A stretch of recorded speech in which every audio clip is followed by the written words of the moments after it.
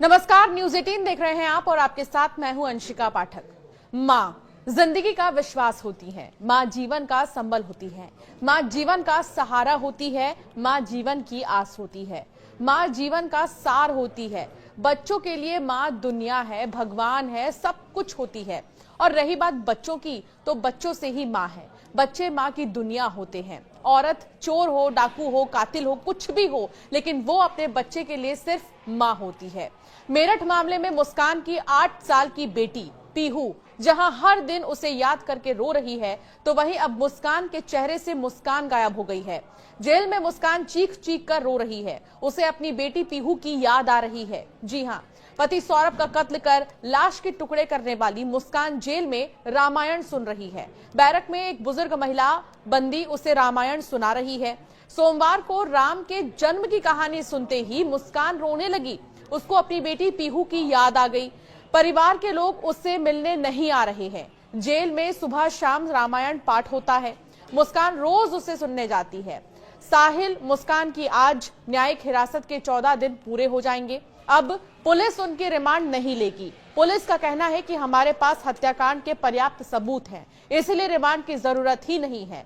Police ने remand अर्जी दाखिल नहीं की है। जेल प्रशासन के मुताबिक जेल से ही उनकी वर्चुअली पेशी कराई जाएगी। तय है कि कोर्ट उनकी न्यायिक हिरासत को बढ़ा देगी। फिलहाल मुस्कान और साहिल जेल में ही रहेंगे।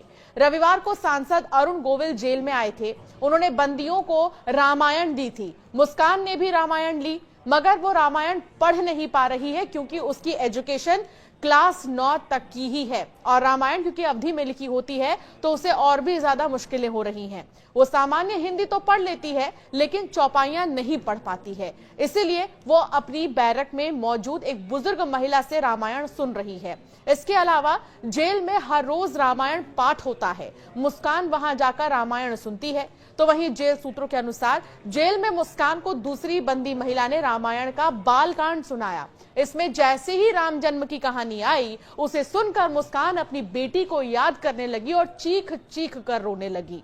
उस महिला बंदी ने मुस्कान को समझाया और फिर चुप कराया। 19 मार्च को साहिल और मुस्कान को जेल लाया गया था। दोनों नशे की लत की वजह से परेशान थे। उनकी काउंसलिंग तक करानी पड़ गई थी, मगर अब धीरे धीरे दोनों नशा नहीं मांग रही हैं, ऐसा दावा जेल प्रशासन कर रहा है। फिलहाल 14 दिन के जेल में सिर्फ शुरुआती दिनों में दोनों नशा न मिलने के कारण बेचैन हो रहे थे। खाना नहीं खा रहे थे, सो नहीं रहे थे ठीक से और करवटें बदल रहे थे। उन्हें कुछ दवाइयां भी दी गई थी। अब दोनों अपनी अपनी बैरक में शांति पूर्वक बैठे रहते हैं। मुस्कान अब सिलाई कढ़ाई के लिए ट्रेनिंग ले रही है, जबकि साहिल खेत पर सब्जी की बुआई कर रहा है।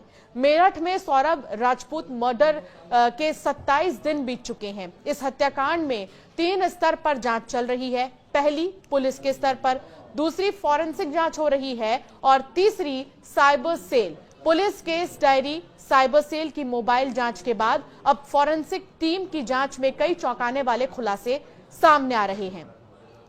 एक तरफ जहां मुस्कान को अपनी गलती का पश्चाताप है, तो दूसरी तरफ अब मुस्कान रामायण सुनकर अपने किए पाप का प्रायश्चित करना चाह रही है। प्रायश्चित का अर्थ क्या होता है? मन, बुद्धि और कर्मों का शुद्धिकरण ही प्रायश्चित है।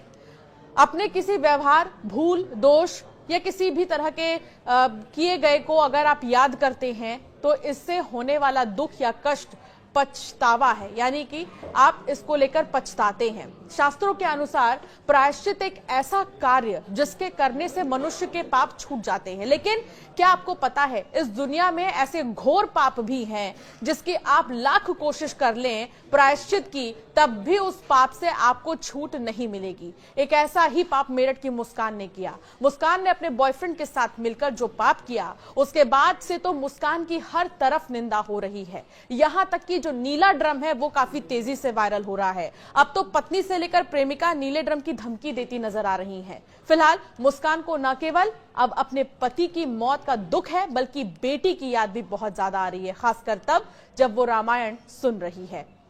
आपका क्या मानना है इस वीडियो पर? जरूर हमें कमेंट कर बताएं और ऐसे कई वीडियोस के लिए हमें सब्सक्राइब करना ना भूलें।